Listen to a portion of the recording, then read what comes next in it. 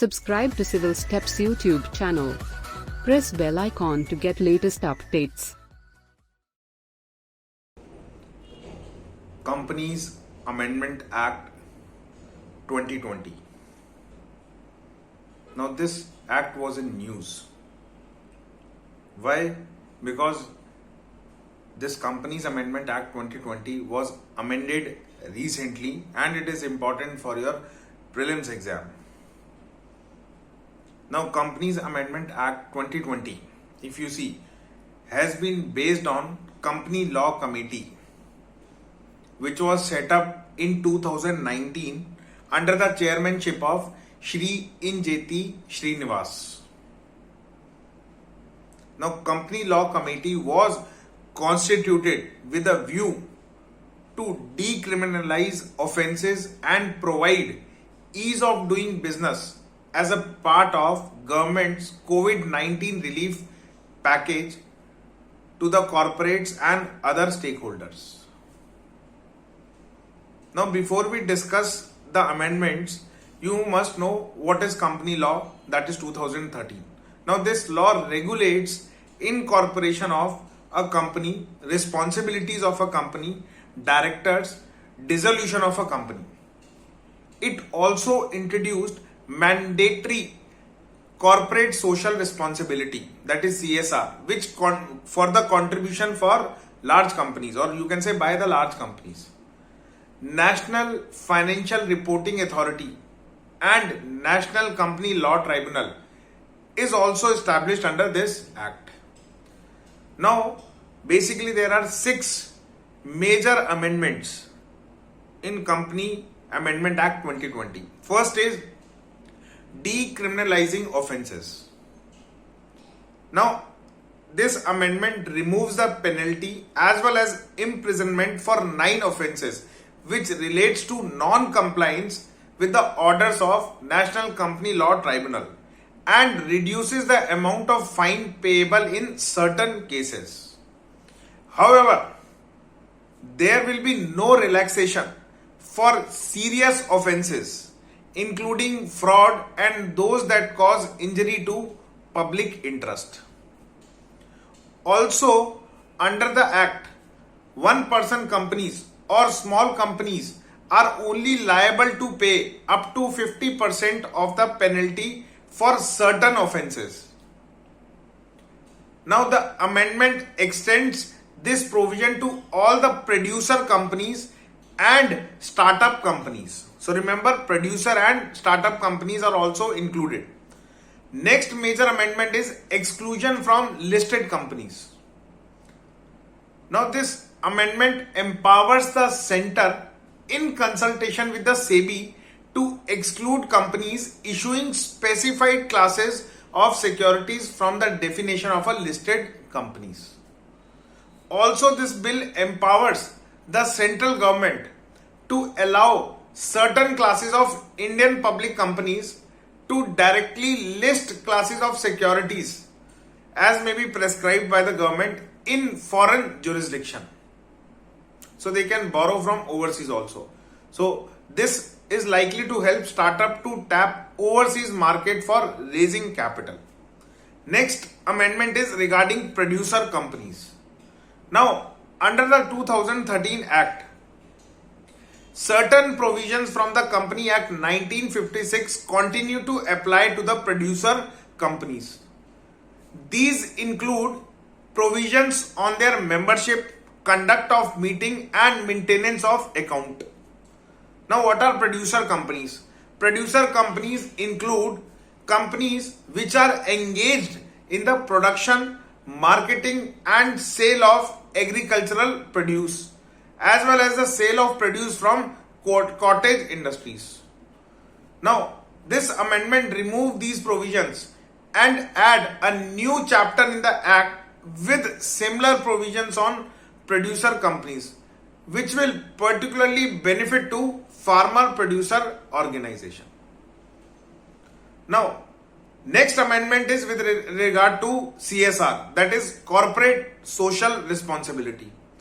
Now, under 2013 Act, companies with net worth turnover or profit above a specified amount are required to constitute CSR committees.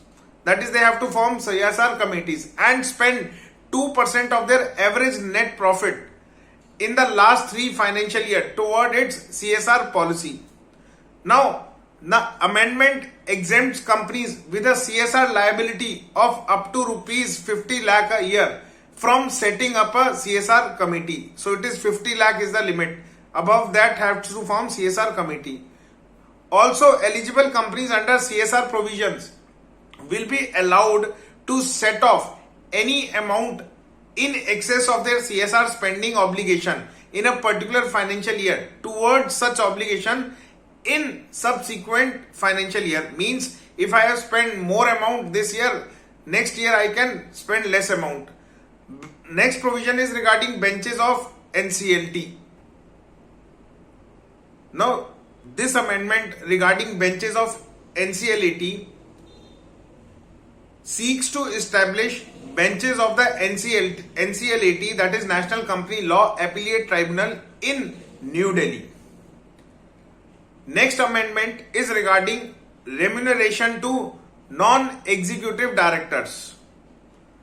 Now the amendment extends special provision for payment of remuneration to non-executive directors, including indirect directors, if the company has inadequate or no profit in a year.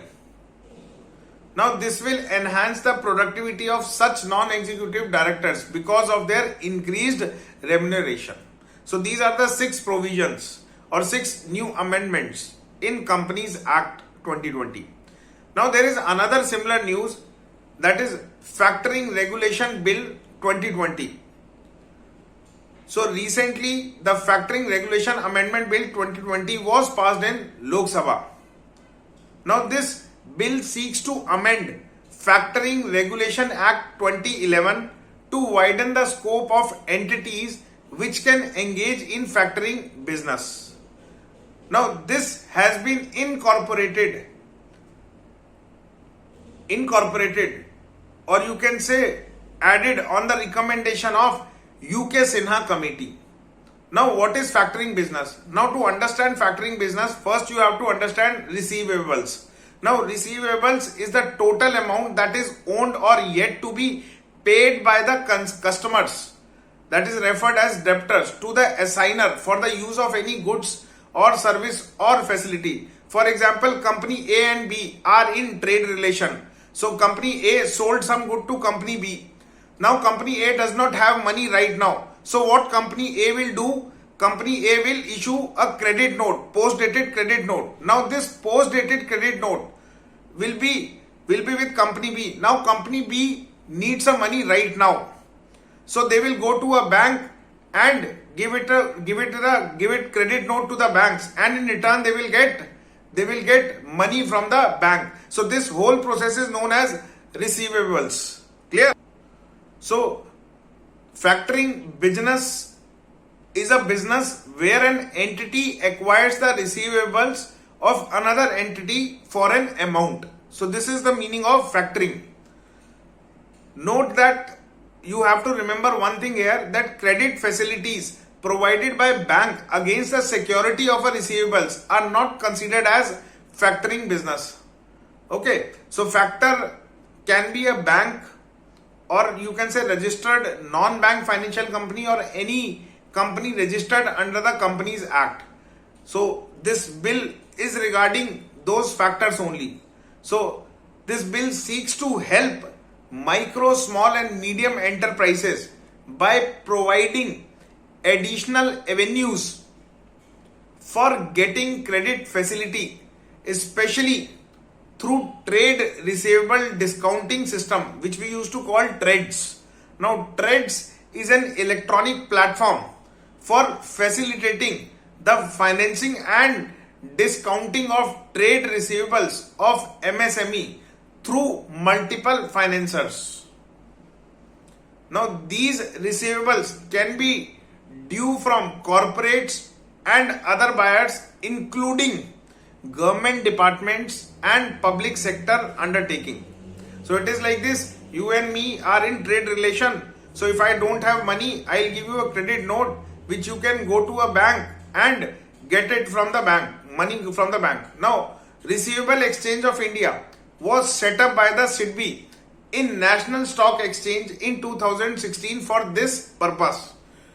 So we can say 2011 Act was enacted to provide for regulating the assignment of receivables to factors as well as registration of factors carrying on factoring business and the right and the obligation of parties to the contracts for the assignment of receivables. So I hope you understand what is factoring business. That is, third party is giving a money on the basis, or you can say on the receipt of credit note, which we used to call receivables. So this is about factoring business. So in prelims, if they ask you, they can ask you what is the factoring business and who are the factors. So I told you it can be bank, it can be any registered NBFC. Okay, so in detail I have discussed here. So provisions of the bill are not important for prelims, so don't try to mug up those provisions. Okay, so it is important for mains only. So it is prelims class, so focus on prelims portion only.